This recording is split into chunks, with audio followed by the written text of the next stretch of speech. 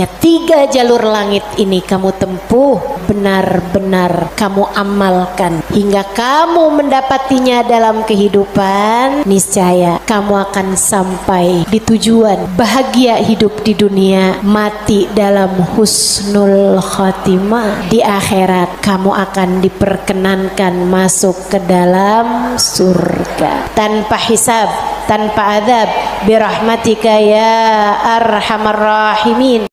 Assalamualaikum warahmatullahi wabarakatuh.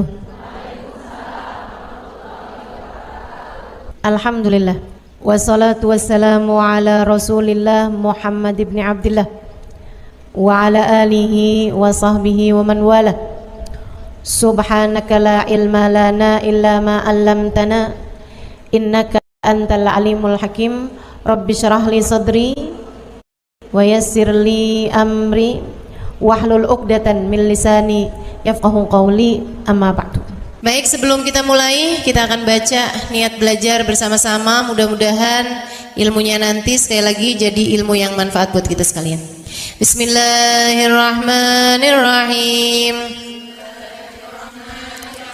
Nawaitu ta'allum wa ta'lim wan naf'a wal intifa' wal mudzakarah wat tadhkir wal ifadah wal istifadah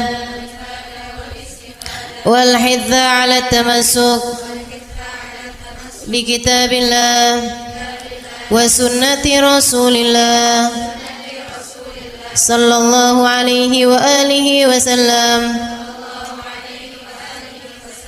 wa du'a ilal huda والدلالة على الخير ابتغاء مرضاته وقربه وثوابه وحسن الخاتمة مع اللطف والعافية وصلاح العاقبة برحمتك يا أرحم الراحمين. La hadratin Nabi Muhammad sallallahu alaihi wasallam wa alihi washabihi azwaji wa dzurriyyati wa ahli baiti wasallim wa jamil anbiya wal mursalin wal kulli ajma'in anna Allah yaghfiruhum wa yarhamuhum wa ya'li darajatihim fil jannah wa yanfa'una barakatihim wa asrarihim wa anwarihim wa ulumihim wa nafaatihim fid din wa dunya wal akhirah. Al-Fatihah, baca bersama-sama. A'udzu billahi minasyaitonir rajim. Bismillahirrahmanirrahim. Alhamdulillahi rabbil alamin. Arrahmanir rahim. Maliki yaumiddin. Iyyaka na'budu wa iyyaka nasta'in. Ihdinas siratal mustaqim. Siratal ladzina an'amta 'alaihim ghairil maghdubi 'alaihim waladdallin. Amin.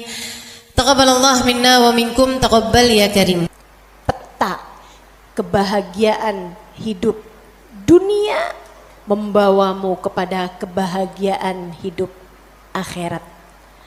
Peta untuk membuatmu kenal kepada Sang Pencipta. Jalan hidup yang dapat membawamu menuju surga. Ini namanya jalur langit. Yang paling rugi yang gak mau ngikutin peta ini. Yang paling sukses yang jalan hidupnya mengikuti peta ini, mengikuti jalur langit ini. Karenanya adik-adik, ibu-ibu, saudariku sekalian yang saya muliakan, izinkan saya di kajian pada siang hari ini menyampaikan padamu tentang bagaimana cara kita menempuh perjalanan menuju Allah Subhanahu wa ta'ala lewat jalur langitnya. Biar gak sumpek hidupmu di dunia, biar matimu husnul khotimah, biar di akhirat nanti dapat masuk surga. Bukankah itu yang kamu mau? Bukankah itu yang kamu inginkan? Adik-adik, bukankah itu adalah cita-citamu? Betul? bahagia di dunia, mati husnul khotimah, di akhirat masuk surga. Adakah keinginan lebih tinggi daripada itu? Adakah cita-cita lebih mulia daripada itu? Enggak ada.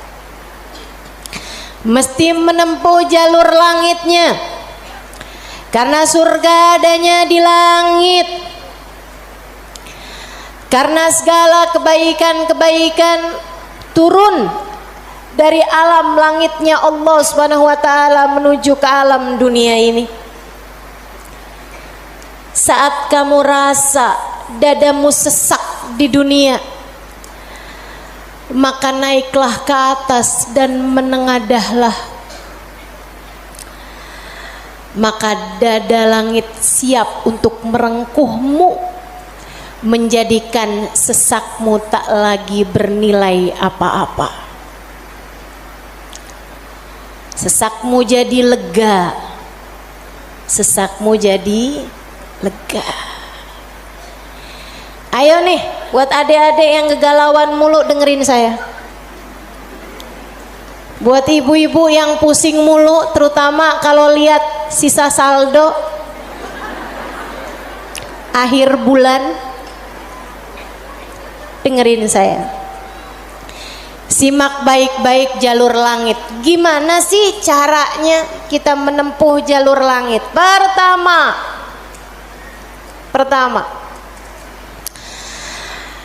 apa aja jalur langit yang bisa kita tempuh? Pertama, sholat. Itu adalah jalur langit yang jangan sampai pernah kamu tinggalkan. Sayyidina Muhammad Al-Bagir berkata kepada putranya Sayyidina Ja'far As-Sadiq, "Ya bunai, ittasil billah." Wahai anakku, senantiasalah terkoneksi dengan Allah, senantiasalah tempuh jalur langit menyampaikanmu kepada Allah Subhanahu wa taala. Seringlah terkoneksi sama Allah. Anaknya bertanya, "Kaifa attasil bih ya walidi?" Bagaimana caraku untuk selalu terkoneksi dengan Allah? Bagaimana caraku berkomunikasi sama Allah? Bagaimana caraku menempuh jalur langit? Ayahandanya berkata, kalau kamu ingin kamu berbicara dengan Allah, sholatlah. Kalau kamu ingin Allah berbicara kepadamu, bacalah Al-Quran. Jadi cara pertama tersambung sama Allah adalah sholat. Jangan tinggal sholat. Jangan tinggal sholat meski siapapun yang mengatakannya. Misalnya ada orang gelarnya apa kek, profesor, doktor, belakang namanya juga ada banyak. Ada banyak gelar-gelar SAG, sarjana alam gaib. Misalnya gitu. Tapi sebenarnya apa SAG itu ya? Sarjana agama. Oh, maafkan saya ya. Saudaraku sekalian yang saya muliakan, sepanjang apapun gelar yang dimiliki seseorang, kalau dia sampai mengatakan misalnya sholat itu sudah tidak relevan lagi di zaman sekarang. Agama ini semakin maju. Karenanya makna sholat bukan seperti yang disampaikan para ulama. Misalnya dia ngomong begitu, sholat itu tujuannya mengingat Allah, aqimis sholata lidzikri. Kamu kalau udah bisa ingat Allah nggak pakai sholat, ya itu udah cukup sebagai sholat. Nah nih, hati-hati ucapan-ucapan yang tidak bertanggung jawab semacam ini. Sholat itu kewajiban dari Allah. Allah yang punya jalur langit, Allah yang tahu bagaimana cara tersambung dengan Allah Subhanahu wa taala. Dan dia yang telah menamakan sholat sebagai sholat dari kata-kata wasala yasilu silatan, yang artinya adalah hubungan, tersambung. Orang yang punya sholat, menjaga sholatnya, dia akan senantiasa tersambung dengan Allah.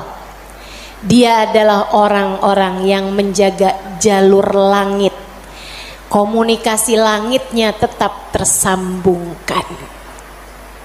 Jagain sholat, Dek, jagain. Tapi saya belum bisa khusyuk Ustazah. Nggak apa-apa. Saya masalahnya kalau sholat suka ngelambiar pikiran kemana-mana Ustazah. Sama. Saya juga. Sama. Tapi nggak apa-apa. Jangan pernah tinggal sholat. Imam Ghazali bahkan menyebutkan salah satu penyebab kematian dalam su'ul khatimah, salah satu penyebab iman tercabut dari dalam hati di saat kematian datang, naudzubillah min dzalik, nomor 1 tarkus shalah, meninggalkan salat. Tiang agama kita. Siapa yang salatnya benar, ibadahnya benar. Siapa yang ibadahnya benar, hidupnya benar. Siapa yang hidupnya benar, bakalan matinya benar. Siapa yang matinya benar, di akhirat dapat kehidupan yang menyenangkan. Karenanya mesti, harus, nomor 1 kamu benahi dalam hidupmu, jangan tinggal sholat. Sesibuk apapun kamu, sholat jangan tinggal, Dek. Sedang mengerjakan aktivitas penting semacam apapun, sholat jangan pernah tinggal, Bu. Jangan pernah tinggal sholat. Sebab orang kalau lagi ninggal sholat, bukan hanya karena dia nggak mau sholat, tapi karena dia tidak diizinkan Allah untuk menghadap kepadanya, telah diputuskan jalur antara dia dengan Allah Subhanahu wa taala. Naudzubillah min dzalik, jalur langit telah terputus darinya. Itu kayak punya HP tapi nggak ada sinyal, nggak bisa dibikin apa-apa HP-nya. Punya HP nggak ada sinyalnya, Bu, nggak ada kartunya, mau dipakai apaan? Mau dipakai ngulek sambel? Ya kan enggak gitu. Karenanya teman-teman sekalian, sholat jangan tinggal. Kamu kalau dibikin sama Allah dalam hidup nggak ngerjain sholat, kamu perlu menangisi hal tersebut. Kenapa gitu? Saya sering sampaikan, orang ketika sholat bukan hanya karena dia mau sholat, akan tetapi karena dia masih punya nilai di sisi Allah, sehingga Allah masih izin. Allah kalau benci sama satu makhluknya, sama seorang hambanya, Allah nggak akan izinkan orang tersebut menghadapkan dirinya kepada Allah dalam sholatnya. Dia kirain dia yang nggak mau sholat, padahal Allah yang nggak mau dia menghadap kepadanya. Telah diputus jalur antara dia dengan Allah Subhanahu wa ta'ala. Na'udzubillah min dzalik. Ada yang nanya sama saya, Ustazah, saya nih kan lagi belanja nih Ustazah, kan sibuk tuh kan. Belanja di mana? Di mall Ustazah. boleh nggak Ustazah saya jamak sholat saya? Lah ngemol di jamak sholat agak nih. Belanja ke pasar, sholat udah sampai di jamak-jamak. Innalillahi. Boleh nggak Ustazah? Nggak boleh lah. Yang boleh jamak sholat itu kalau bepergian, itu pun juga dengan jarak keluar kota 82 km. Tapi kalau kurang dari itu, nggak boleh mengerjakan jamak sholat. Katanya Nabi Muhammad, man jama'as shalah bi ghairi udrin faqad atababan min abwabil kabair. Siapa yang suka ngumpul-ngumpulin sholat, jamaah-jamaah sholat tanpa ada alasan yang dibenarkan, dia sedang mendatangi salah satu pintu dari pintu-pintu dosa-dosa besar. Dia tanya, boleh nggak Ustazah jamaah sholat? Nggak boleh, kecuali karena ada alasan yang dibenarkan. Emang kenapa gitu Ustazah? Kamu kalau kepengen hidup dipentingkan sama Allah, maka kamu harus mementingkan Allah. Sholat adalah gambaran tentang kamu mementingkan Allah, maka insya Allah hidupmu akan dipentingkan oleh Allah. Jarur langit yang pertama adalah sholat. Makanya ada orang yang sholatnya khusyuk-khusyuk, ada orang yang sholatnya panjang-panjang. Tuh guru-guru saya tuh sholatnya panjang-panjang, terutama sholat-sholat sunnah.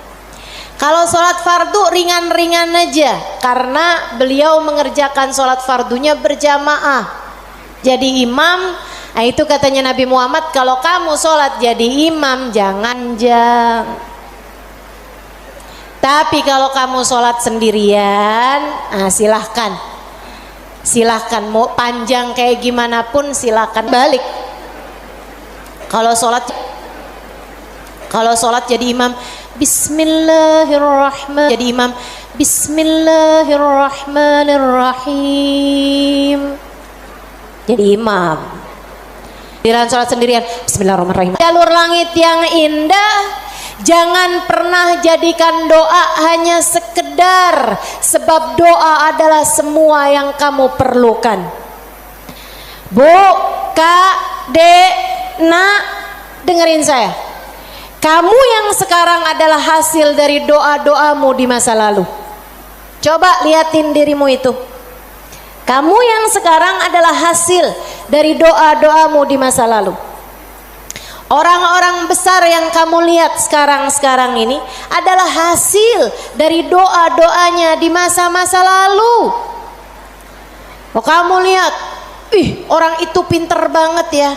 Adalah karena di masa dulunya, di masa kecilnya, di masa remajanya, ia selalu mengangkat tangan untuk minta dari Allah Subhanahu wa taala, Rabbi zidni ilman nafi'a. Ya Allah, tambahkanlah untukku ilmu yang bermanfaat. Ya Allah, ajarkanlah kepadaku ilmumu.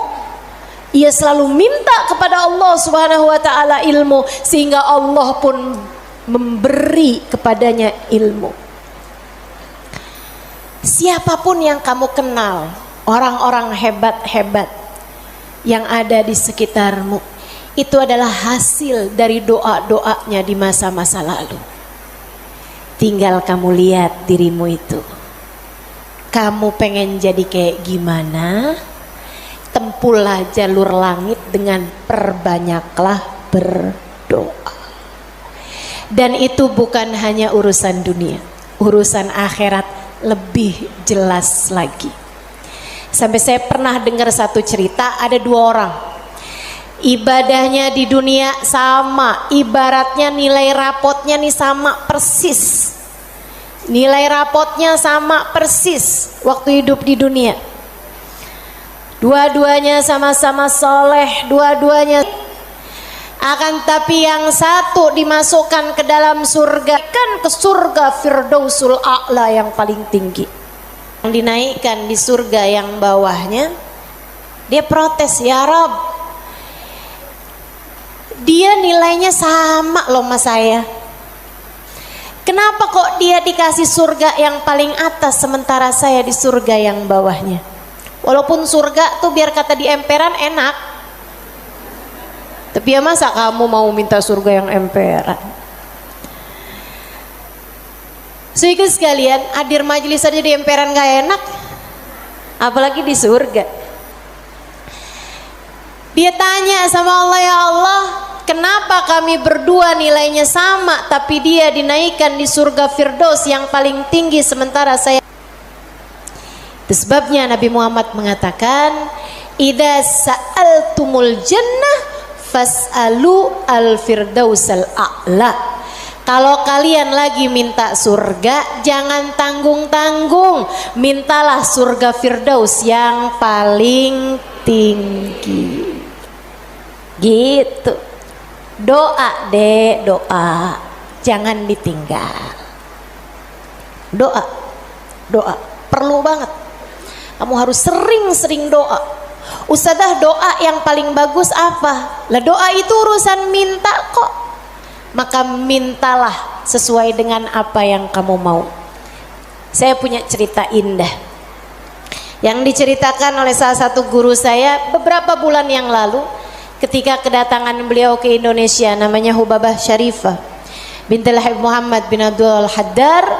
Beliau datang dari Sewun, Hadramaut, Yaman. Saya menjadi penterjemah beliau kala itu, jadi saya ingat betul kisahnya. Salah satu dari kisah yang beliau ceritakan, kata beliau, ada seorang ibu-ibu datang kepada ayahanda saya. Ayahandanya seorang ulama terkemuka, namanya Habib Muhammad bin Abdul Al-Haddar, guru dari guru saya, guru dari guru-guru saya, sekaligus ayah dari guru-guru saya. Ayahandanya Hubabah Syarifah, ayahandanya Hubabah Nur, ayahanda Hubabah Maryam.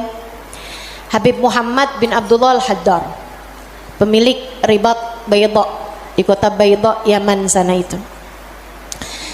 Sehingga sekalian, beliau seorang pendakwah, seorang yang mustajabud dakwah, yang doanya mustajab. Satu waktu ada seorang ibu datang dalam keadaan menangis terisak-isak kepada ayahandanya di saat Hubabah Syarifah sedang ada di sisi ayahandanya. Ibu tersebut bilang, Habib, tolong doakan anak saya, Bib. Anak saya bandel sekali, Bib. Saya susah banget. Ajakin dia sholat susah, ajakin dia kerjain kebaikan susah. Anaknya bandel, nggak mau denger apa kata saya. Tolong saya, Bib, doakan anak saya, apa yang harus saya lakukan? Beliau kemudian berkata, Bu,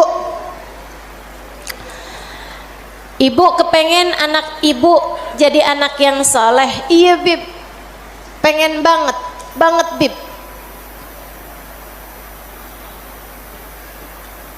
Ibu, doa seorang ibu untuk anaknya setara doa Nabi bagi umatnya.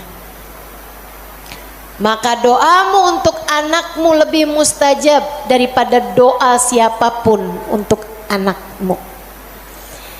Saya bisa bantu kamu buat doa, mintakan kepada Allah Subhanahu wa taala, akan tetapi doamu tentu lebih mustajab daripada doa saya untuk anakmu. Ibu dengerin, Bu. Jadi gimana saya, Bib? Ibu bangun di waktu malam, ibu tahajud beberapa rakaat, kemudian seperti kamu menangis di hadapan saya untuk minta anakmu didoakan oleh saya, menangis pulalah di hadapan Allah. Sampaikan kepada Allah apa yang kamu sampaikan kepadaku atau apa yang ingin agar saya sampaikan kepada Allah tentang anakmu, sampaikan pula itu kepada Allah Subhanahu wa taala. Baik Bib, pulang dikerjain. Nah itu perempuan kalau solehah gitu tuh, kalau dengar kebaikan sami'na, saya dengar kemudian saya patuhi. Ini yang dengar di sini juga insya Allah seperti itu. Apa yang didapat pada hari ini semoga dapat diamalkan. Yang pertama tadi jangan tinggal. Yang kedua tadi barusan ini perbanyak jalur langit. Dia pun mengerjakannya, bangun di waktu malam nangis, ya Allah tolong liatin anak saya, kesianin anak saya ya Allah, solehkan dia ya Allah. Tolong pandang anak saya dengan pandangan kasih sayangmu ya Allah. Saya nggak ngerti cara melakukannya ya Allah. Seperti mana engkau telah menjadikan anak dari hamba-hambamu yang soleh salehah. Kau jaga mereka, jaga pula lah anakku ya Allah. Jauhkan dari segala dosa-dosa, jauhkan dari segala kejahatan-kejahatan. Tolong jaga anak saya ya Allah.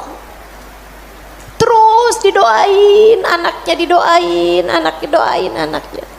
Malam demi malam, malam demi malam. Dan Bu, Kak, Dek, Nak, doa itu bukan instan. Doa itu tidak seperti kamu nyeplok telur sekarang mateng sekarang, enggak gitu. Enggak gitu. Doa itu Allah mau lihat kesungguhan hatimu dalam meminta. Perlu waktu yang sering kali tidak sebentar. Sebab Allah mau melihat kesungguh-sungguhanmu. Karenanya kalau doamu belum diijabah, jangan menyerah. Dek, kalau doamu belum diijabah, jangan nyerah. Kamu masih sangat mungkin untuk diijabah doamu selagi kamu tidak berhenti berdoa. Ingat-ingat ucapan saya. Kamu masih sangat mungkin untuk diijabah doamu itu selagi kamu tidak berhenti berdoa. Doa terus, kata Hubabah Syarifah, setahun, 2 tahun, 3 tahun, 4 tahun, 5 tahun, 6 tahun. Kemudian anak yang dulu pernah membuat ibunya menangis karena kenakalan anak tersebut, karena ketidaksolehan anak tersebut, sekarang telah menjadi seorang anak yang dapat membuat ibunya tersenyum bangga. Di usia-usia hampir 20-an tahun, anak tersebut menjadi anak paling soleh di kampungnya, hafal Al-Quran 30 juz dengan 7 bacaannya, qiraatus sab'ah. Anak yang jauh dari kenakalan-kenakalan remaja, anak yang dekat dengan para ulama, anak yang mengetahui banyak ilmu agama, anak yang menjadi sangat soleh, idaman semua para orang-orang tua. Jangan nyerah, jangan nyerah. Jika kehidupan membuatmu tersungkur, itu adalah waktumu untuk membenamkan dirimu dalam sujud-sujud panjang kepasrahan. Kemudian kamu langitkan doa hingga Allah mengijabah doa-doamu itu. Saya ulangi,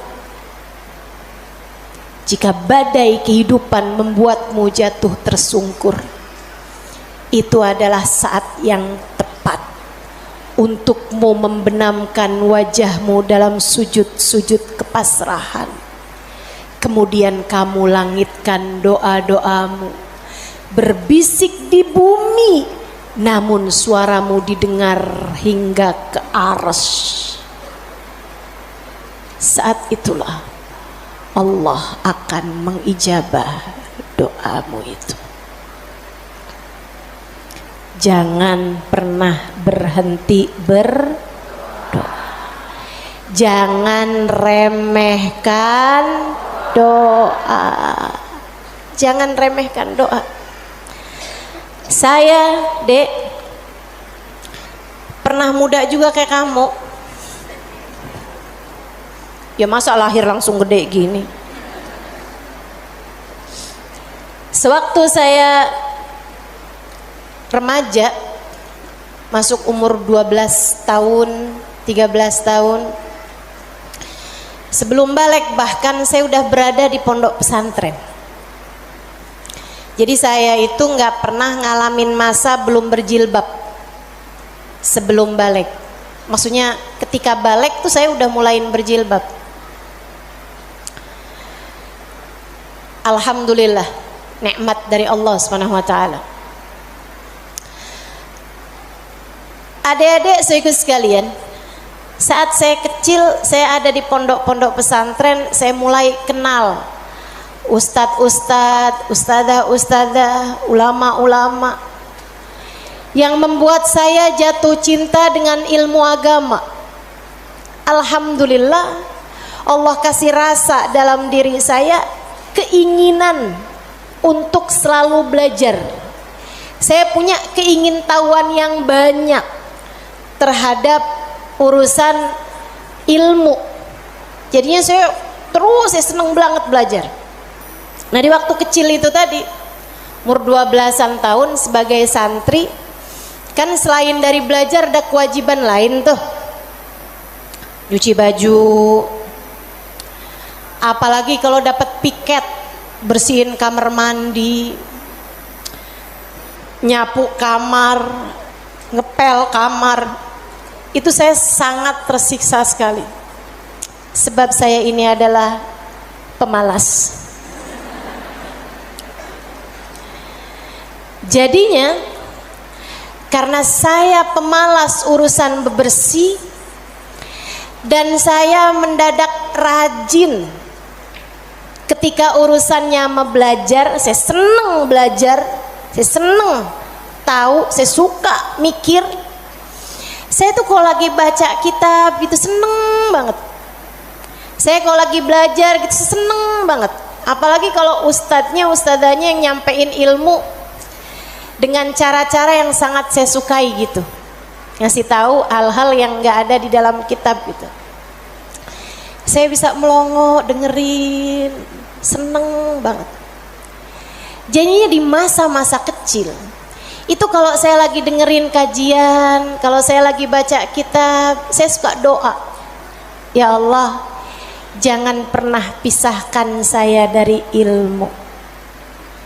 Ya Allah, jangan pernah jauhkan saya dari kitab-kitab pengetahuan yang mendekatkan saya padamu. Umur 12 tahun, 13 tahun, doa saya semacam itu. Ayo nih adik-adik yang umur 16 tahun, ya Allah kenapa kok saya nggak pernah ada yang nembak ya?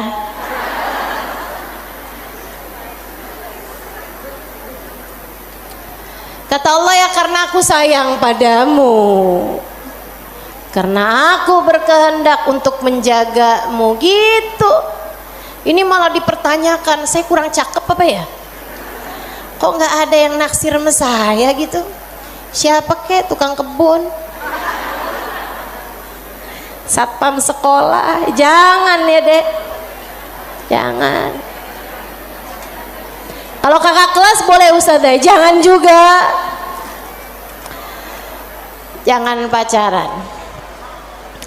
Adik-adik saudaraku sekalian, sebaliknya ketika saya mulain, kalau saya lagi nyapu, saya lagi nyuci baju, apalagi kalau saya udah mulain harus nyikat kamar mandi, rasanya saya keberatan sekali. Saya sambilan nyikat kamar mandi sambil doa, ya Allah yang beginian saya nggak usah dikasih dong. Ya Allah selamatkan saya dari hal-hal yang semacam ini. Alhamdulillah, alhamdulillah. Saya habisnya itu juga mondok-mondok pesantren, tapi bisa dihitung dengan jari waktunya di mana saya harus nyuci baju, di mana saya harus ngepel, di mana harus nyapu gitu. Kayak alhamdulillah, saya punya banyak orang-orang yang mau mengerjakannya buat saya. Alhamdulillah. Allah bakal kasih. Kata Allah Subhanahu wa taala, "Ud'uni astajib lakum." Mintalah kepadaku, niscaya akan aku ijabah. Minta, doa, jangan berhenti berdoa. Ayo adik-adik, kamu punya panjang masa depan insyaallah. Umurmu mudah-mudahan masih tersisa panjang insyaallah. Jangan sesali dengan di masa tua kamu enggak dikasih hal-hal besar dalam kehidupan karena kamu tidak pernah memintanya kepada Allah. Minta, ya Allah, pandanglah aku dengan pandangan kasih sayang-Mu. Ya Allah, seperti mana Engkau menjaga hamba-hamba-Mu yang soleh-solehah, tolong jaga saya juga ya Allah. Dek, minta sama Allah. Saya serius berkata padamu, dengarkan saya. Saya menyampaikan nasihat sebagai orang tua kepadamu, Dek, kepadamu nak. Minta sama Allah, yang dekat sama Allah. Karena kalau kamu merasa, kok saya punya orang tua nggak terlalu sayang ya sama saya, kamu tahu nggak kenapa dalam hidup kamu seringkali merasa bahwa orang tuamu nggak cukup sayang sama kamu, guru-gurumu sepertinya nggak sayang sama kamu. Saya kasih tahu, saat Allah membuat hatimu patah dari berharap kepada manusia, itu adalah cara Allah untuk mengenalkan kasih sayangnya yang tak terbatas padamu. Dekatilah Allah. Orang lain mungkin merasa bosan denganmu, tapi Allah tidak. Allah tidak. Allah tidak akan bosan denganmu kecuali jika kamu yang bosan dengannya. Allah tak akan meninggalkanmu kecuali jika kamu yang meninggalkan Allah. Maka atas nama cinta saya sampaikan padamu, Dek, dengerin saya. Bu, dengerin saya. Atas nama cinta saya sampaikan padamu, jangan pernah tinggal Allah. Yang dekat sama Allah, mintalah terus kepada Allah. Mintalah terus kepada Allah. Minta pandangan kasih sayangnya tertuju padamu. Minta Rahman Rahimnya, rahmatnya Allah kasih kepadamu. Minta agar dalam keadaan apapun Allah tak pernah berhenti menyayangimu. Mintalah, mintalah permintaan yang tak akan pernah kamu sesali. Nggak usah minta, ya Allah, jangan biarkan orang tua saya meninggalkan saya. Nggak usah. Kamu Bu, jangan minta, ya Allah, jangan biarkan hati suami saya berpaling dari saya. Kamu mau minta juga terserah. Tapi yang saya sampaikan padamu adalah bahwa hal yang semacam itu bisa kamu syukuri, bisa pula kamu sesali. Akan tetapi kalau kamu tidak ditinggalkan oleh Allah, sampai kapanpun tidak akan pernah kamu sesali, insya Allah. Jadi jalur langit yang harus kamu tempuh, yang pertama adalah, yang kedua adalah, yang ketiga adalah cinta kepada baginda Nabi besar Muhammad. dan semua orang-orang yang menyampaikanmu kepada jalur langit, jangan putus hubungan dengan orang-orang soleh, dengan para ulama Allah Subhanahu wa taala. Saya akan sampaikan 5 menit lagi, kemudian kita akan segera akhiri majelis ini. Saudaraku sekalian yang saya muliakan, yang pertama jangan tinggal sholat, yang kedua jangan tinggal doa. Jalur langit yang ketiga yang harus saya sampaikan padamu adalah milikilah guru yang dapat menyampaikanmu kepada Allah. Milikilah jalur langit yang dapat menyampaikanmu kepada Allah. Cintai orang-orang soleh di atasmu hingga mereka menyampaikanmu kepada Nabi Muhammad. Kemudian Nabi Muhammad menyampaikanmu kepada Allah. Beliaulah tali Allah Subhanahu wa taala.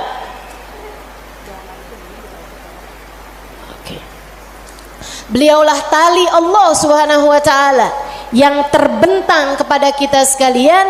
Mudah-mudahan Allah Subhanahu wa taala senantiasa menyampaikan kita kepada Allah Subhanahu wa taala lewat jalur langit yang benar, jalurnya baginda kita Nabi besar Muhammad sallallahu alaihi wa ala alihi wasallam, manusia yang paling penuh kasih kepadamu. Andai kamu tahu seperti apa sayangnya Nabi Muhammad kepadamu, niscaya air matamu akan senantiasa meleleh karena rindu padanya. Andai kamu tahu seperti apa cintanya Nabi Muhammad kepadamu sebagai umatnya, niscaya kamu akan menyibukkan dirimu bersolawat kepadanya, dan itu adalah merupakan salah satu dari tangga-tangga yang mendekatkanmu padanya. Andai kamu tahu seperti apa cintanya Nabi Muhammad dan pengorbanannya kepadamu, niscaya kamu tak akan berharap cinta manusia selain daripada cinta Nabi Muhammad sallallahu alaihi wasallam. Maka 3 jalur langit ini kalau kamu tempuh, kamu tidak akan pernah tersesat jalan. Kamu akan sampai di tujuan. Peta kehidupannya menjadi terbaca dan kamu akan melangkah tanpa keraguan. Jika 3 jalur langit ini kamu tempuh, dari sholat tidak ada yang kamu tinggal, dan kamu tambahi dengan ibadah-ibadah sholat sunnah pula, terutamanya di keheningan malam, di sepertiga malam yang terakhir. Juga doa. Dalam keadaan apapun kamu memperbanyak berdoa. Saat kamu bersama dengan orang-orang saleh, saat kamu duduk di majelis-majelis ilmu adalah saat yang begitu indah untuk kamu berdoa meminta kepada Allah Subhanahu wa taala jalla jalaluhu wa ta'ala azamatu. Kamu jadikan doa tidak hanya sekedar, melainkan semua yang kamu perlukan. Kemudian besar cintamu kepada baginda Nabi besar Muhammad sallallahu alaihi wasallam, maka itulah 3 dari rahasia jalur langit yang dapat saya sampaikan kepadamu. Jika ketiganya benar-benar kamu amalkan hingga kamu mendapatinya dalam kehidupan, niscaya kamu akan sampai di tujuan, bahagia hidup di dunia, mati dalam husnul khatimah. Di akhirat kamu akan diperkenankan masuk ke dalam surga tanpa hisab, tanpa adab, birahmatika ya arhamar rahimin wa bijudika ya ajwadal ajwadin, innahu waliyu dzalika wal qadir alaih. Kita akan baca doa nih ya. Baru saja saya diberitahu oleh panitia bahwa doa maulidnya belum dibaca. Kita akan baca doa maulidnya sambil kita memohon kepada Allah. Semoga Allah Subhanahu wa taala mendekatkan kita dengannya insyaallah, dan mendekatkan kita dengan baginda kita Nabi besar Muhammad sallallahu alaihi wasallam. Allahumma salli wa sallim wa barik alaihi wa ala alihi sallallahu alaihi. Alhamdulillahi Rabbil Alamin. Allahumma salli wa sallim ala Sayyidina Muhammadin wa ala alihi wa sahbihi ajma'in. Amin. Wa laqad ashartu lin'ati man awsafuhu tuhyil quluba tuhayyijul asjana. Amin. Wallahu qad adna alayhi fama yusawil qawlu minna wa yakunu thanana. Amin. Lakinna hubban bisarairi qad alimati safwati rabbina wa ahadana. Amin. وإذ امتزجنا بالمودة ها هنا نرفع أيدي فقرنا ورجانا بالواحد الأحد العلي إلهنا متوسلين بمن إليه دعانا مختاره وحبيبه وصفيه زين الوجود به الإله حبانا يا ربنا يا ربنا يا ربنا بالمصطفى اقبلنا أجب دعوانا أنت لنا يا دخرنا في هذه الدنيا وفي أخرانا أصلح لنا الأحوال واغفر ذنبنا ولا تؤاخذ ربي إن أخطأنا واسلك بنا في نهج طه المصطفى ثبت على قدم الحبيب خطانا أرنا بفضل منك طلعة أحمد في بهجة عين الرضا ترعانا واربط به في كل حال حبلنا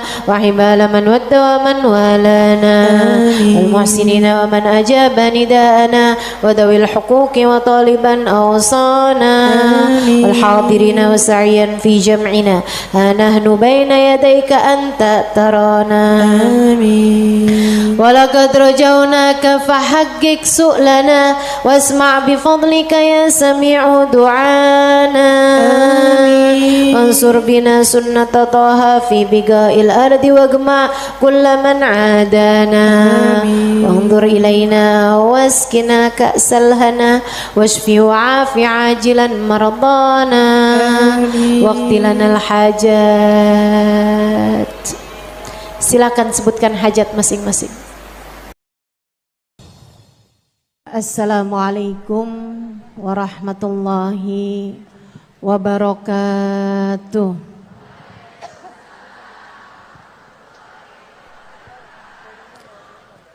Alhamdulillah wassalatu wassalamu ala Rasulillah Muhammad ibn Abdillah wa ala alihi wa sahbihi wa man wala.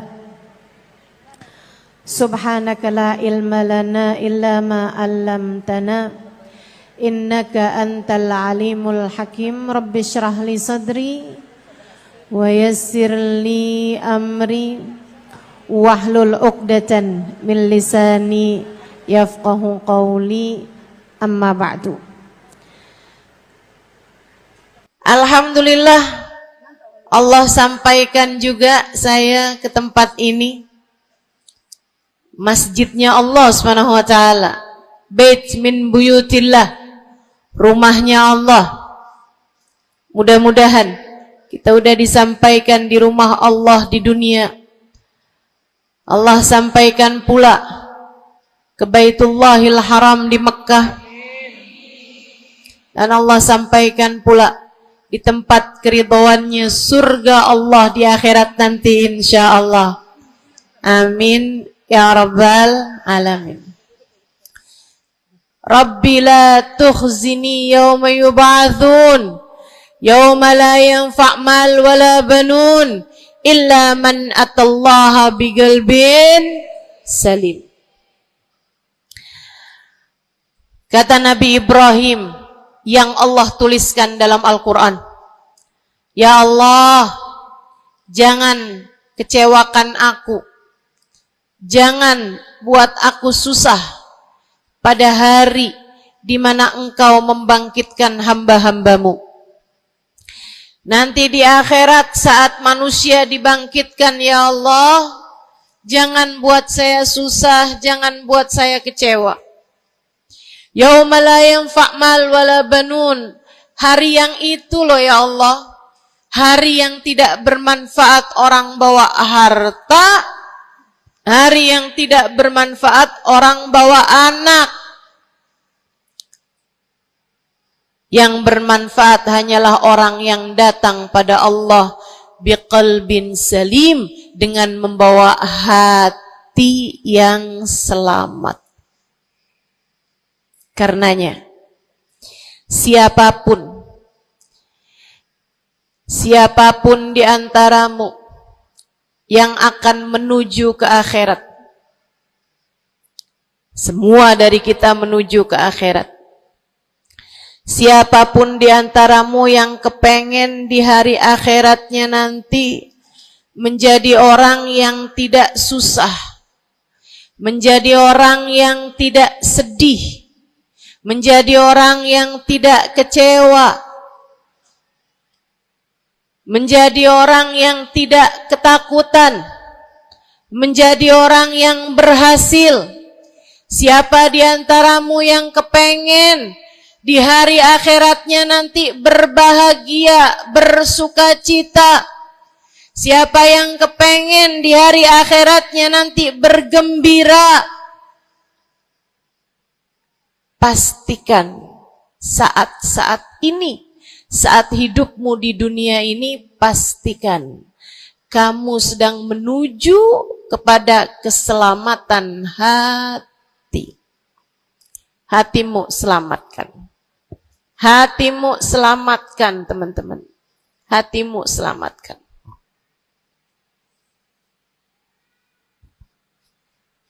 Semoga Allah karuniakan kepada kita selamatnya hati insyaallah. Amin. Semoga Allah menyelamatkan hati kita semua. Semoga Allah menyelamatkan hati kita semua. Nabi kita Muhammad menyebutkan dalam salah satu hadisnya, ala inna fil jasadi mudghah, idza salahat salahal jasad kulluh, wa idza fasadat fasadal jasad kulluh, ala wahiyal qalbu. Kata Nabi, ketahuilah sungguhnya dalam diri manusia terdapat segumpal darah. Apabila ia bagus, ia selamat, ia bersih, selamatlah seluruh anggota tubuhnya. Apabila ia rusak, ia hancur, ia gelap, ia mati, maka hancur pulalah seluruh anggota tubuhnya. Ala wahiyal qalbu, ketahuilah segumpal darah tersebut bernama hati. Maka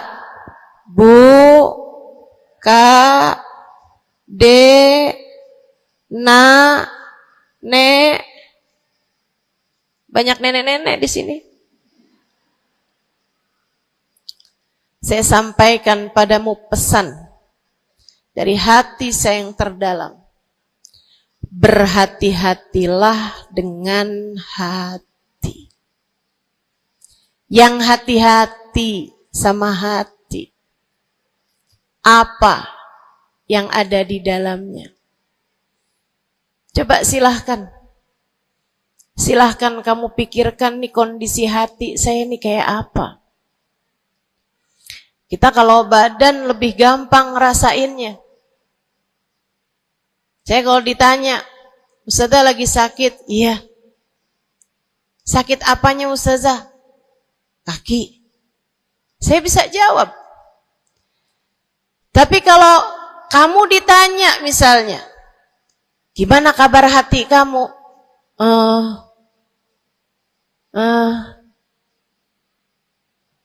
Gimana kabar hatimu? Sehatkah? Sakitkah? Atau bahkan sakaratul maut?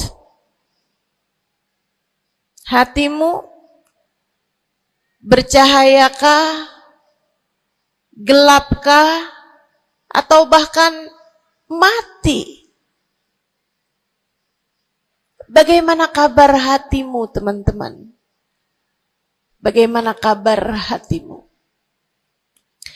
Innallaha la yanzur, kata Nabi Muhammad dalam hadis yang lain. Innallaha la yanzur ila suwarikum wala ila absyarikum, walakin yanzur ila qulubikum. Sungguhnya Allah tidak melihat kepada badan kalian. Allah tidak melihat kepada warna kulit kalian. Allah nggak peduli hidung kamu mancung ataukah pesek. Allah nggak peduli kulit wajahmu mulus ataukah berjerawat. Allah nggak peduli kamu tinggi ataukah pendek. Allah nggak peduli warna kulitmu semacam apa. Yang Allah Subhanahu wa taala lihat, yang Allah Subhanahu wa taala perhatikan adalah hatimu. Adakah ia mulus? Adakah ia penuh dengan penyakit-penyakit? Yang Allah pandang darimu adalah hatimu. Nih, sekarang saat kamu duduk sama rata di tempat ini, teman-teman. Meskipun ada yang lebih tinggi, ada yang lebih rendah, tapi kita duduk nih sama-sama di tempat ini nih.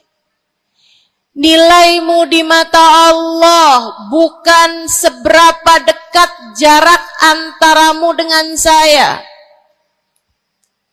Nilaimu di mata Allah bahkan bukan bergantung dari jam berapa kamu datang. Ketika kamu sama rata duduk di tempat ini, yang Allah pandang darimu adalah hatimu. Sedang berada di manakah saat ini? Yang duduk di tempat ini sembari mikirin ntar pulang enaknya makan apa ya?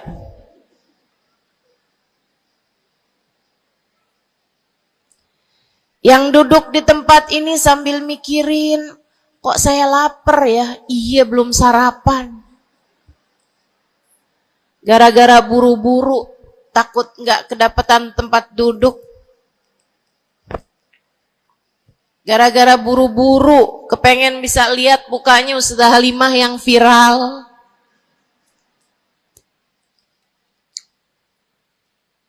Hatimu. Allah melihat darimu, nilaimu di hadapan Allah. Nilaimu di hadapan Allah saat ini bukan bergantung dari seberapa awal kamu datang, bukan bergantung pada hal-hal yang lainnya, akan tetapi yang Allah lihat darimu adalah hatimu. Adakah Allah di dalamnya? Adakah Allah di dalamnya? Adakah Allah di dalamnya? Pun demikian dengan kamu saat sholat, pun demikian saat kamu sedang sedekah. Semuanya masalah hati, teman-teman. Semua masalah hati. Kata guru saya Sayyidil Habib Umar bin Hafid, al-madar kullal madar fi salahil gulub. Urusan segala urusan, sumber segala macam urusan, dasar segala macam urusan ada pada bagusnya hati. Kalau udah hatinya bagus, bagus semuanya. Kalau udah hatinya busuk, busuklah semuanya. Semoga Allah selamatkan kita dari busuknya hati. Semoga Allah selamatkan kita dari busuknya hati. Amin ya rabbal alamin. Dunia, akhirat, masalah semuanya ada pada hati. Karenanya yuk kita bahas gimana sih caranya nyelamatin hati. Yang pertama, kalau kamu pengen tahu caranya nyelamatin hatimu, yang pertama,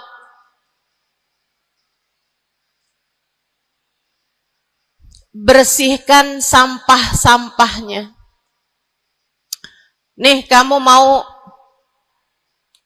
rumah itu biar bagus, biar terjaga, biar selamat. Kamu lihat dalamnya, oh banyak sampah, banyak noda, banyak kotoran. Dari mulai kotorannya cicak, ayam, sampai mungkin anjing, karena lama nggak ditempatin.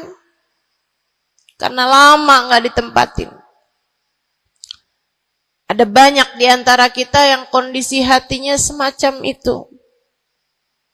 Sampah begitu banyak dalam hatinya. Ada banyak di antara kita umat Islam yang kondisi hatinya semacam itu. Begitu banyak sampah di dalam hatinya tersebut. Semoga Allah selamatkan semuanya. Amin. Maka hal pertama, kalau kamu kepengen punya hati yang selamat, yang nomor satu adalah bersihkan hatimu dari semua sampahnya, keluarin. Apa sampahnya hati? Dosa-dosa yang telah kamu lakukan. Idza aznabal abd nakat fi qalbihi nuqtah sauda. Kata baginda kita Nabi besar Muhammad, idza aznabal abd, ketika seorang hamba mengerjakan dosa, tertorehlah di dalam hatinya satu titik hitam. Sampahnya hati. Kamu tiap kali bikin dosa, dosa apa aja? Bukan hanya dosa besar, zina, bukan hanya dosa besar, minum minuman keras atau narkoba, bukan hanya dosa besar, judi atau riba. Bukan hanya dosa-dosa besar. Kalau itu titik hitam yang sangat besar tertoreh di dalam hatimu itu.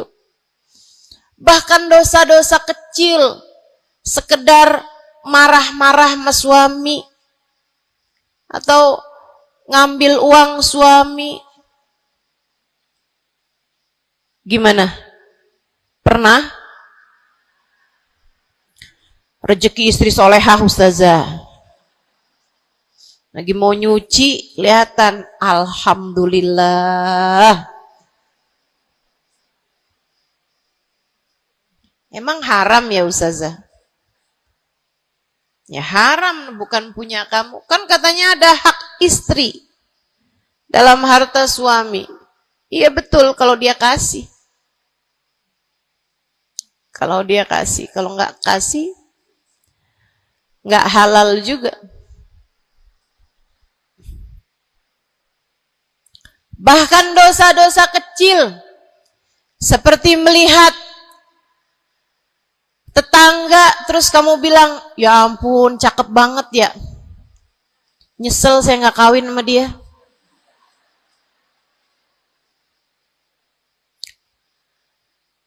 Dosa. Seperti memandang seseorang dengan pandangan menghina. Seperti membicarakan aib orang lain. Setiap kali kamu berbuat dosa, apapun bentuk dosanya, satu titik hitam tertoreh di dalam hatimu itu. Ini istighfar wa tab. Musih. Kalau dia beristighfar, kalau dia bertaubat, dihapuslah titik hitam tersebut. Wa illa, kalau enggak, ya tetap aja ada. Kamu bikin dosa lagi, bikin dosa lagi, bikin dosa lagi, bikin dosa lagi. Enggak pernah istighfar, enggak pernah memperbaiki diri. Aurat tidak kamu tutup dengan baik. Sehingga akhirnya setiap kali kamu keluar dilihat oleh laki-laki yang bukan mahrammu. Satu titik hitam, satu titik hitam, satu titik hitam. Sampai terkadang hati seseorang dipenuhi dengan titik-titik hitam. Hatinya menjadi legam. Hatinya menjadi penuh dengan titik-titik hitam. Semakin bertambah lagi, semakin bertambah lagi, jadilah karat. Jadilah karat. Kalau udah jadi karat, na'udzubillah. Ini yang Allah sebutkan di dalam Al-Quran. Kata Allah, kalla, a'udzubillahi minasyaitonirrajim, kalla, bal rana ala qulubihim bima kanu yaksibun, kalla, innahum an rabbihim yawma idin lamahjubun. Kalla, kata Allah, balran, ada ran, ada karat di dalam hati mereka, tersebab dosa yang menumpuk tanpa pernah dimohonkan ampunan. Kalla, innahum an rabbihim yawma idin lamahjubun. Orang kalau hidup bawa karat hasilnya apa? Orang kalau hidup bawa karatnya hati hasilnya apa ya Allah? Kalla innahum an rabbihim yawma idin lamahjubun. Orang yang hatinya punya karat, pada hari tersebut ia akan terhalang dari Allah Tuhannya. Guru saya Sayyidil Habib Umar bin Hafid menyampaikan tafsir mengenai ayat ini. Kata Habib Umar bin Hafid, tidak mati dengan membawa iman. Orang yang hatinya penuh dengan karat, apabila datang ajal menjemput, iman tercerabut dari dalam hatinya, hingga ia pun mati, keluar dari atas muka bumi ini dengan tanpa membawa iman Islam. Dia keluar dari atas muka bumi ini bukan sebagai hamba Allah, bukan sebagai umat Nabi besar Muhammad sallallahu alaihi wa ala alihi wasallam. Dia meninggal dunia dalam keadaan su'ul khatimah. Na'udzubillah min dzalik. Jangan biarkan karat memenuhi hatimu. Jangan biarkan hatimu dosa-dosa yang telah kamu lakukan menjadi berkarat dalam hatimu itu. Saya kesian sama kamu. Enggak apa-apa. Hidup terus-terusan ngontrak, enggak apa-apa. Hidup enggak pernah punya kendaraan sendiri, enggak apa-apa. Enggak pernah punya HP yang canggih, enggak apa-apa. Saya hidup di atas muka bumi ini, enggak pernah ada yang datang melamar saya. Jadinya sampai di usia di atas 30-an tahun, saya masih menjomblo, Ustazah. Enggak apa-apa. Ustazah, saya udah menikah 10 tahun, belum ada anak juga, Ustazah. Enggak apa-apa. Ustazah, suami saya kawin lagi, Ustazah. Enggak apa-apa.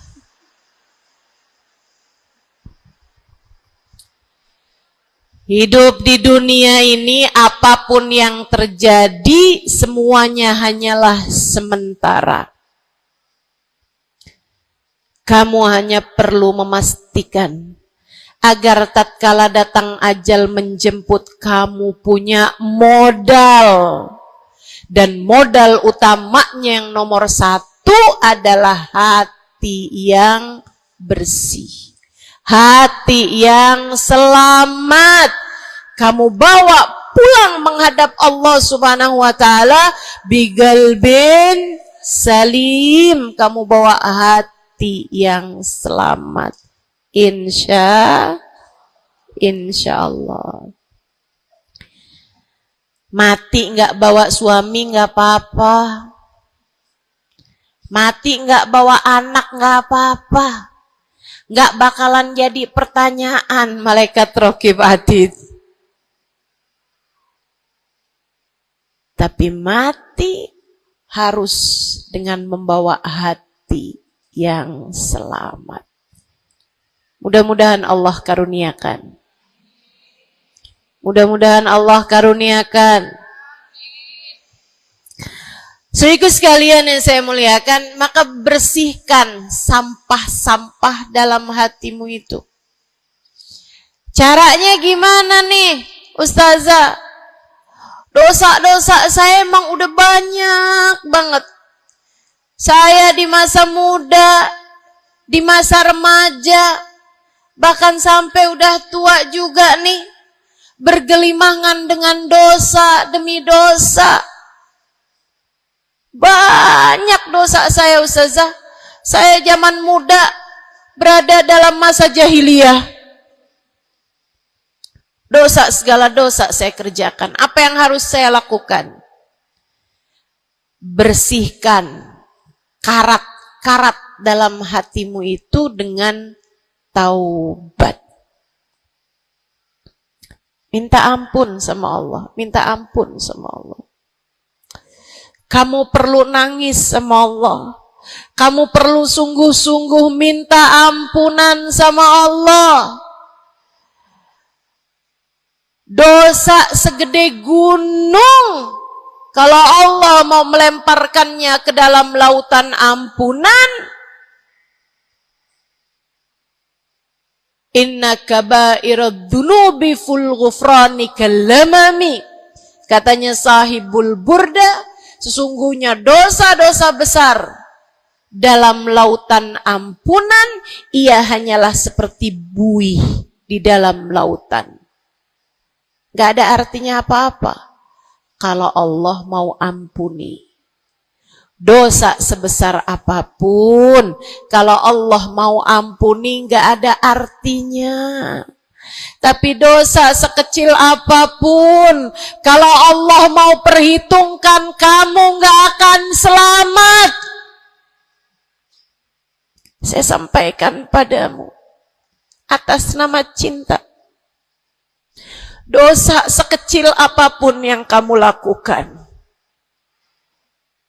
jika ia tidak berjumpa dengan ampunan Allah, kamu bisa tidak selamat. Iblis nyembah Allah 70.000 tahun lamanya. Sujud di atas bumi, dia sujud, bumi dihancurkan, Allah naikin dia ke langit. Di atas langit dia sujud, ganti-ganti posisi sujudnya. Karenanya Imam Ghazali dalam kitabnya Minhajul Abidin mengatakan, ma min buk'ah minal ard was sama, tidak ada satu jengkal tanah, baik di bumi ataupun di langit, illa waqad sajad iblis fihi sajdah. Iblis udah pernah sujud di sana, di semua tempat di bumi maupun di langit.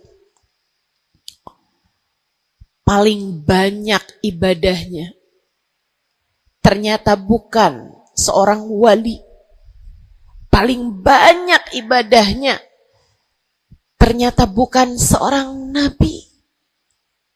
Kalau hitung-hitungan panjang-panjangan ibadah, ibadahnya iblis lebih panjang daripada siapapun dari makhluknya Allah Subhanahu wa ta'ala yang pernah tinggal di bumi ini. Akan tetapi dia nggak nurut.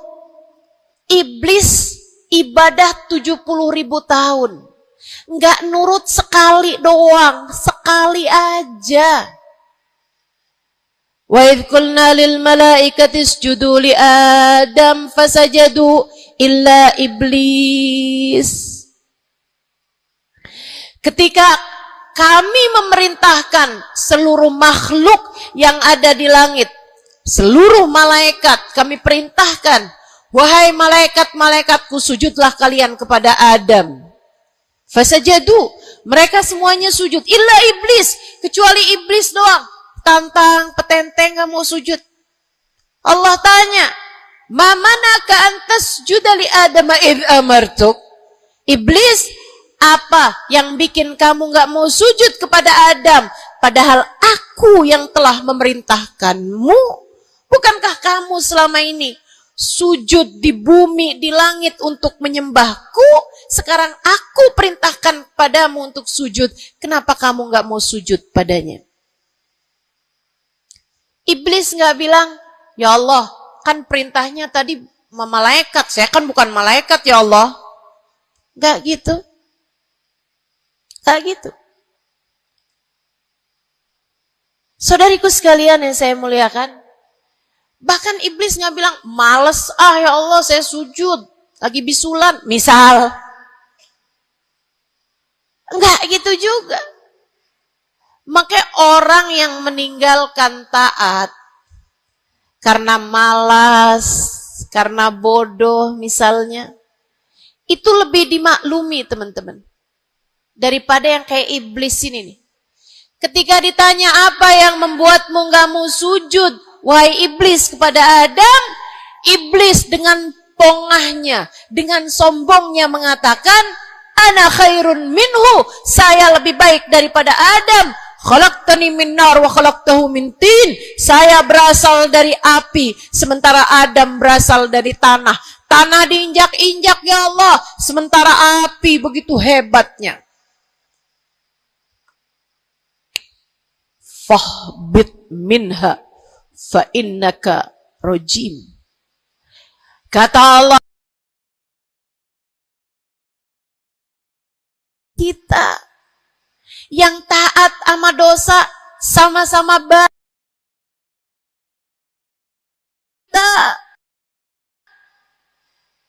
Yang mungkin dosa kita lebih banyak daripada taat kita. Kayak katanya Habib Ali Habsyi, kadang ada orang Islam, malaikat rokib yang nyatet pahala nganggur berbulan-bulan. Sementara malaikat atid yang nyatetin dosa sibuk bener. Gimana dengan kita? Iblis hanya satu saja melanggar aturan Allah. Allah kemudian mewahyukan padanya, keluar kamu wahai iblis dari surgaku, sesungguhnya kamu terkutuk. Kamu, kalau Allah mau memperhitungkan satu saja dosa kamu, kamu gak akan selamat.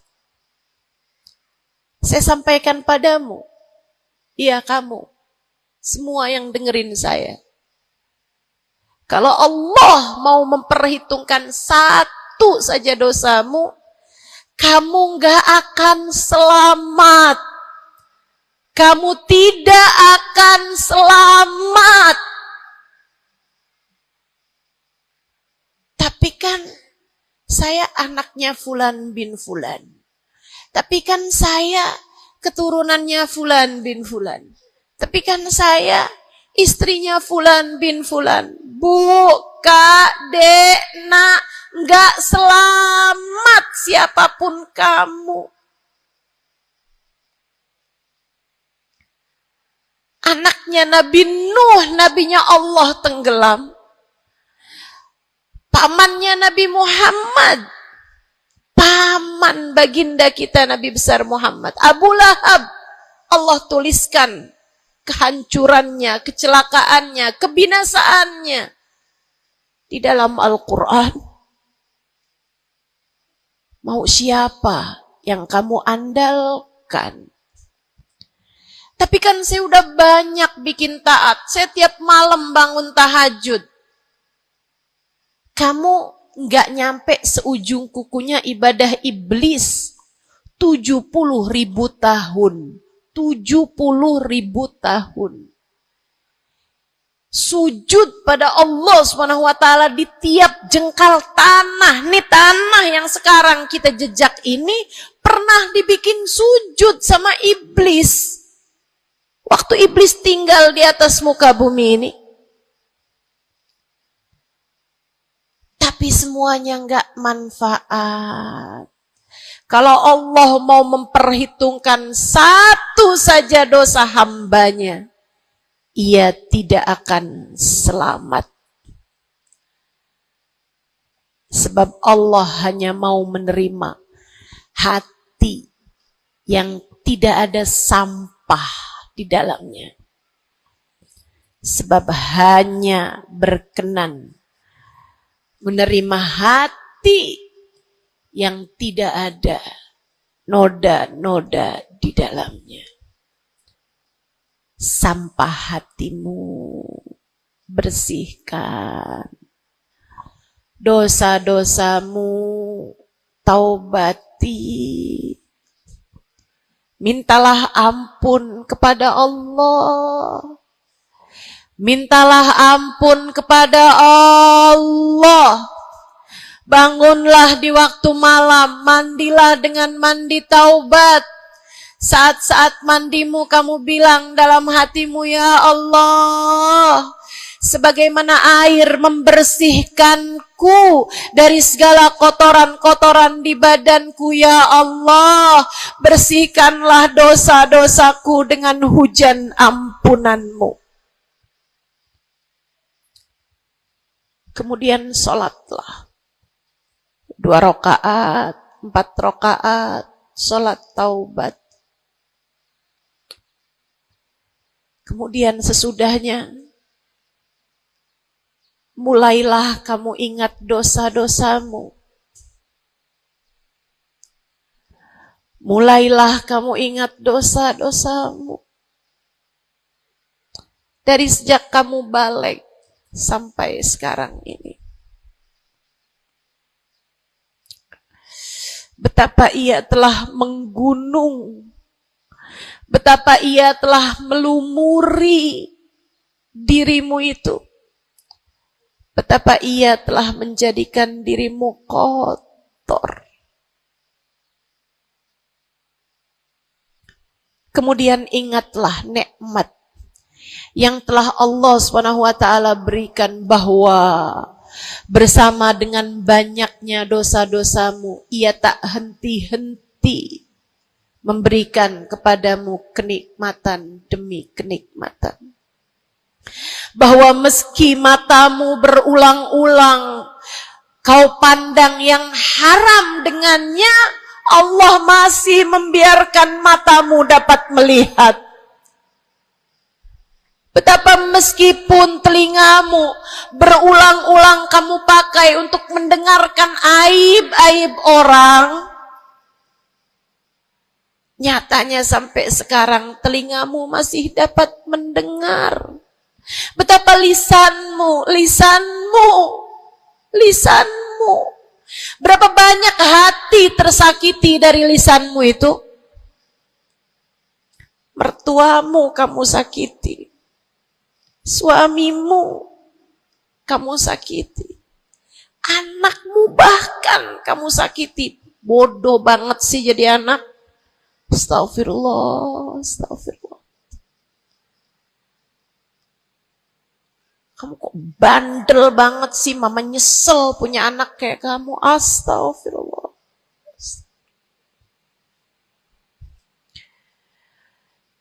Betapa lisanmu menyakiti hati tetanggamu, saudara-saudarimu, sahabat-sahabatmu, orang-orang di sekelilingmu, merasakan gangguan dari lisanmu itu, tersakiti dari lisanmu itu.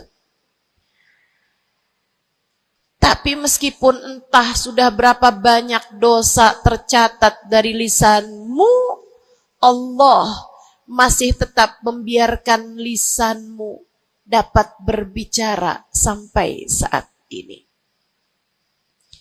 Nikmat tak henti-henti Allah berikan kepadamu, bukan? Betapa durhakanya diri kita. Namun betapa penuh rahmatnya Allah kepada kita. Betapa berlumurannya kita dengan dosa-dosa. Namun betapa Allah bersama dengan segala dosa-dosa yang kita lakukan, tak henti-hentinya membanjiri kita dengan kenikmatan. Wa in ta'uddu ni'matallahi la tuhsuha. Kalau kamu mau hitung nikmatnya Allah, kamu tak akan pernah mampu menghitungnya. Sesudah kamu ingat-ingat dosamu, kamu ingat nikmat Allah kepadamu, kamu ucapkan seperti ucapan baginda Nabi Muhammad.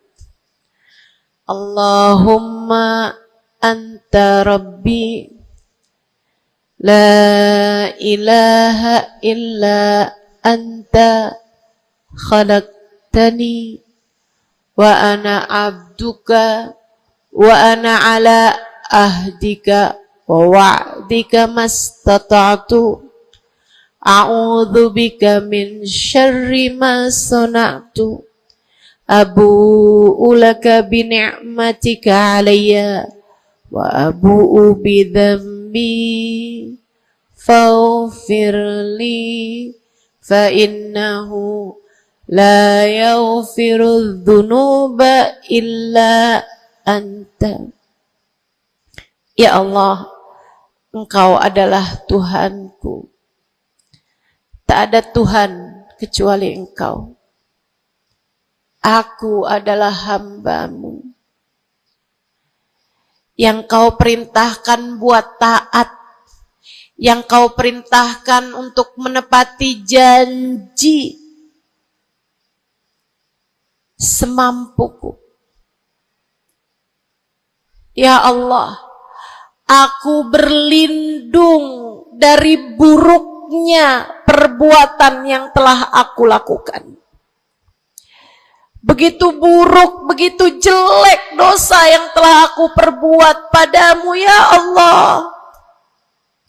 Abu'u laka bi ni'matika 'alayya. Ya Allah, Engkau selalu datang padaku dengan berbagai macam kenikmatan-kenikmatan. Wa abu'u bi dzambi, sementara aku selalu datang padamu dengan dosa demi dosa. Faghfirli, ampunilah aku ya Allah. Fa innahu la yaghfiru dzunuba illa anta. Bukankah tak ada yang dapat mengampuni dosaku selain Engkau ya Allah. Minta ampun sama Allah. Minta ampun sama Allah. Yang serius, menangislah di hadapannya. Menangislah di hadapannya. Dalam keheningan malam saat tiada sesiapapun yang melihatmu. Jauhkan dulu apapun yang dapat membuatmu kehilangan konsentrasi.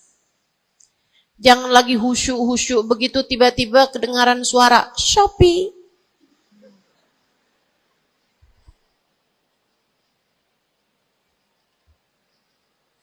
Kamu langsung jadi hilang konsentrasi. Yang mana nih ya?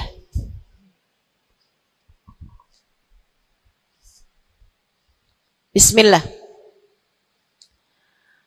Kalau kamu pengen punya hati yang selamat, nomor 1 adalah taubat. Taubatan nasuha. Taubat yang sungguh-sungguh. Nyesel telah berbuat dosa. Meninggalkan dosa-dosa tersebut. Berjanji untuk tidak mengulanginya lagi. Assalamualaikum warahmatullahi wabarakatuh.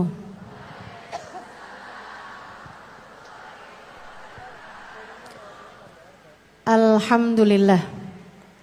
Wassalatu wassalamu ala Rasulillah Muhammad ibn Abdillah wa ala alihi wa sahbihi wa man wala. Subhanaka la ilma lana illa ma 'allamtana innaka antal alimul hakim. Rabbi shrah li sadri wa yassir li amri wahlul 'uqdatan min lisani yafqahu qawli, amma ba'du. Alhamdulillah, Allah sampaikan juga saya ke tempat ini. Masjidnya Allah Subhanahu wa taala, bait min buyutillah, rumahnya Allah. Mudah-mudahan kita udah disampaikan di rumah Allah di dunia. Allah sampaikan pula ke Baitullahil Haram di Mekkah. Dan Allah sampaikan pula di tempat keridhaannya surga Allah di akhirat nanti insyaallah. Amin ya rabbal alamin. Rabbi la tukhzini yawma yub'atsun yawma la yanfa' mal wala banun illa man atallaha biqalbin salim. Kata Nabi Ibrahim yang Allah tuliskan dalam Al-Quran, ya Allah, jangan kecewakan aku, jangan buat aku susah pada hari di mana Engkau membangkitkan hamba-hambamu. Nanti di akhirat saat manusia dibangkitkan, ya Allah, jangan buat saya susah, jangan buat saya kecewa. Yauma la yanfa' mal wala banun. Hari yang itu loh ya Allah, hari yang tidak bermanfaat orang bawa harta, hari yang tidak bermanfaat orang bawa anak. Yang bermanfaat hanyalah orang yang datang pada Allah biqalbin salim, dengan membawa hati yang selamat. Karenanya siapapun di antaramu yang akan menuju ke akhirat, semua dari kita menuju ke akhirat. Siapapun di antaramu yang kepengen di hari akhiratnya nanti menjadi orang yang tidak susah, menjadi orang yang tidak sedih, menjadi orang yang tidak kecewa,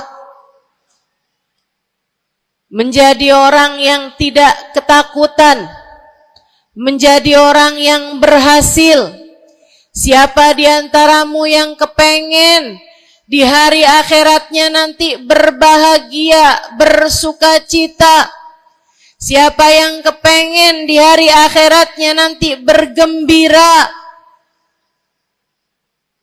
Pastikan saat-saat ini, saat hidupmu di dunia ini, pastikan kamu sedang menuju kepada keselamatan hati. Hatimu selamatkan. Hatimu selamatkan, teman-teman. Hatimu selamatkan.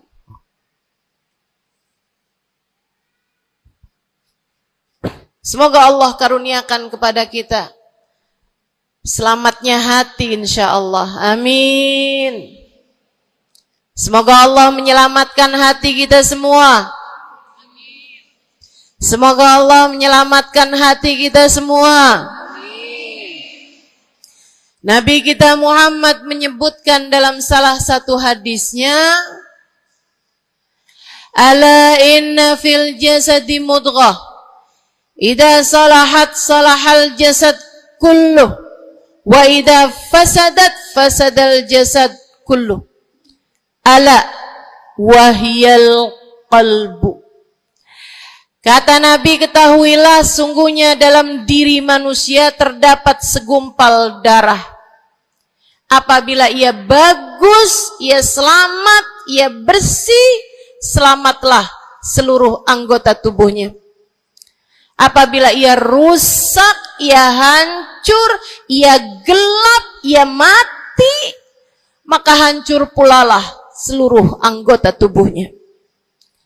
Ala wahiyal qalbu, ketahuilah segumpal darah tersebut bernama hati. Maka buka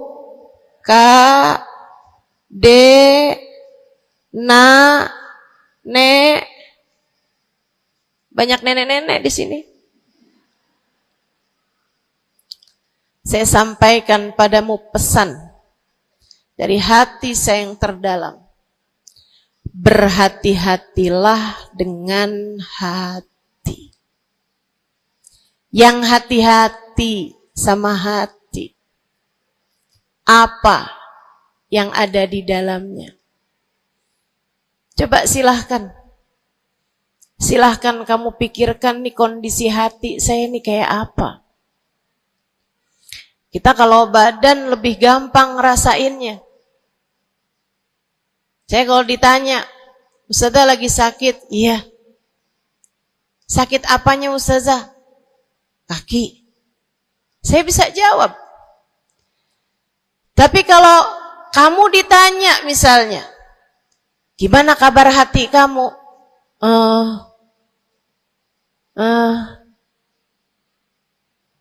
Gimana kabar hatimu? Sehatkah? Sakitkah? Atau bahkan sakaratul maut? Hatimu bercahayakah? Gelapkah? Atau bahkan mati? Bagaimana kabar hatimu, teman-teman? Bagaimana kabar hatimu? Innallaha la yanzur, kata Nabi Muhammad dalam hadis yang lain. Innallaha la yanzur ila suwarikum wala ila absyarikum, walakin yanzur ila qulubikum. Sungguhnya Allah tidak melihat kepada badan kalian. Allah tidak melihat kepada warna kulit kalian. Allah nggak peduli hidung kamu mancung ataukah pesek. Allah nggak peduli kulit wajahmu mulus ataukah berjerawat. Allah nggak peduli kamu tinggi ataukah pendek. Allah nggak peduli warna kulitmu semacam apa.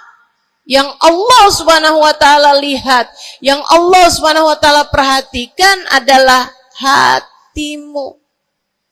Adakah ia mulus? Adakah ia penuh dengan penyakit-penyakit?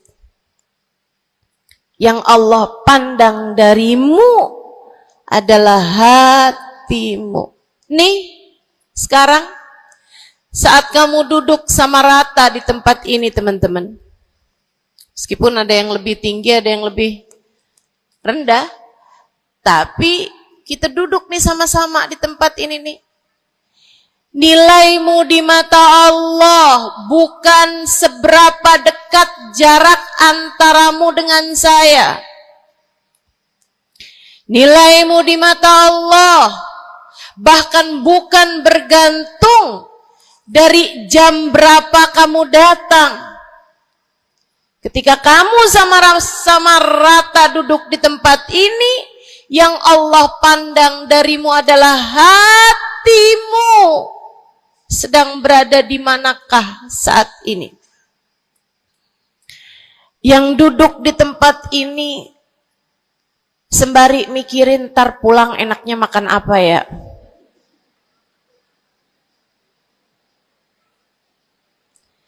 Yang duduk di tempat ini sambil mikirin, kok saya lapar ya? Iya, belum sarapan.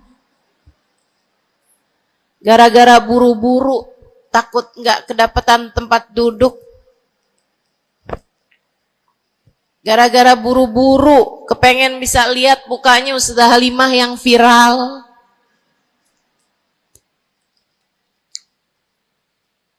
Hatimu.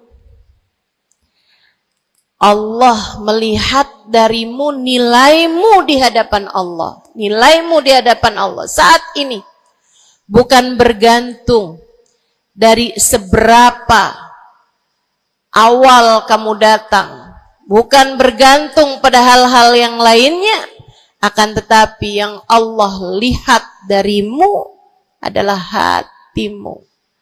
Adakah Allah di dalamnya? Adakah Allah di dalamnya? Adakah Allah di dalamnya? Pun demikian dengan kamu saat sholat, pun demikian saat kamu sedang sedekah.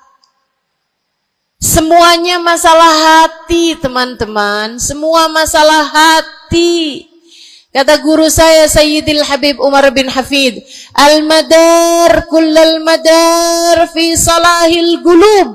Urusan segala urusan, sumber segala macam urusan, dasar segala macam urusan ada pada bagusnya hati. Kalau udah hatinya bagus, bagus semuanya. Kalau udah hatinya busuk, busuklah semuanya. Semoga Allah selamatkan kita dari busuknya hati. Semoga Allah selamatkan kita dari busuknya hati. Amin ya rabbal alamin. Dunia, akhirat, masalah semuanya ada pada hati. Karenanya yuk kita bahas, gimana sih caranya nyelamatin hati? Yang pertama, kalau kamu pengen tahu caranya nyelamatin hatimu, yang pertama,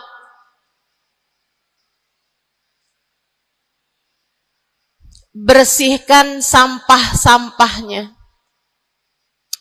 Nih, kamu mau rumah itu biar bagus, biar terjaga, biar selamat. Kamu lihat dalamnya, wow, banyak sampah, banyak noda, banyak kotoran. Dari mulai kotorannya cicak, ayam, sampai mungkin anjing, karena lama nggak ditempatin. Karena lama nggak ditempatin. Ada banyak di antara kita yang kondisi hatinya semacam itu. Sampah begitu banyak dalam hatinya. Ada banyak di antara kita umat Islam yang kondisi hatinya semacam itu. Begitu banyak sampah di dalam hatinya tersebut. Semoga Allah selamatkan semuanya. Amin. Maka hal pertama, kalau kamu kepengen punya hati yang selamat,